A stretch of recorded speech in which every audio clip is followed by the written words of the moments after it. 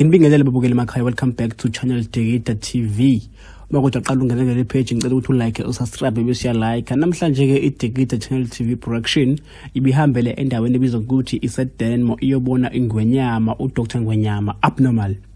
Inyanga uDr Ngwenyama ibihlabe yaginqa inkomo yaginqa nembuzi lapho khona ibibungaza ijabulisa abantu emphakathini ibabonga futhi ibajabulisa.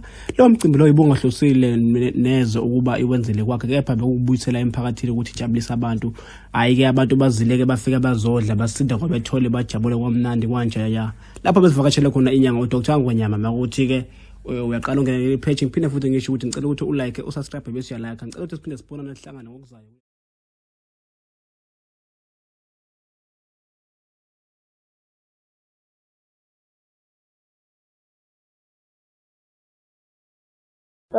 Bengicela ukunibingelela nje nonke lo nibingela umfoka Mbatha lo.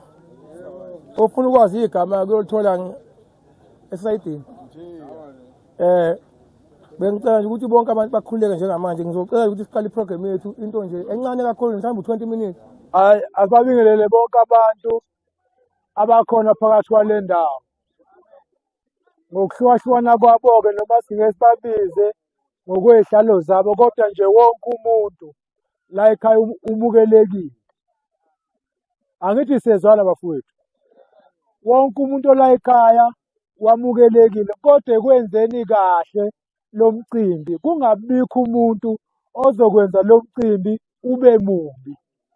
Ngoba la ekhaya nibizelwe noma nicelelwe ukuthi sizobungaza umsebenzi wokuthi kuyabongwa idlozi. Ngokomsebenzi kusetshenzwa abantu ke la ekhaya. Njoba kusetshenzwa abantu bayaphila abantu bayabonga abantu so uNgonyama uphakamisa ukuthi awubungaze lo msebenzi nabantu bomphakathi. Ngoba umuntu owenza kahle uyawuthanda nomphakathi akahlala kuwo. Ngoba umphakathi ohlala kuwo umphakathi okufanele ube wofakazi ukuthi cha ngempela siyamazi ukuthi uyasebenza. Sanibonani nonke. Sanibona. Zona ngathi amen noma sanibonani. Kodwa konke niyaphila.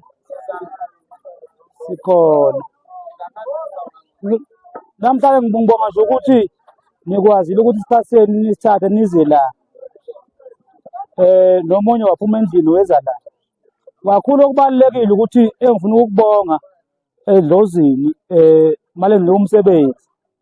Ukuthi umsebenzi liphinde wahamba kahle kanti nabantu abakhalayo bancane kade kuye kube kuhle mawusiza abantu bese abakhalayo bancane abajabulayo baningi. Ngibonga kakhulu ukuthi idlozi lihambe nami isikhathi eside futhi okuningi ngoba umlungu ngicabanga ngimazi for double 6 months umlungu ngase idlozi la ngikhipha. So ngibonga ukuthi ke indlela yonke idlozi libe nami liphinde lingivikele kodwa okubalulekile ukuthi namhlanje ngoba nila nijabule nibe kahle wonke umuntu ayifuna uzoyithola. Umuntu ayiphuza ayifunayo uzoyibiza nje ebese ayanikezwa. Siyabonga. Sinibingelele babukele emakhaya siyindlovu Digida Film Production. Namhlanje sisesigodlweni sabaMngonyama lapho khona ezojabulisa abantu. Ngonyama kunjani? Siyaphila njani ke? Ngiyaxoleka ngithi ngiyafika phela hlezi ngifika namhlanje ukukhumbula ukuthi ngihlezi ngibehind the scene.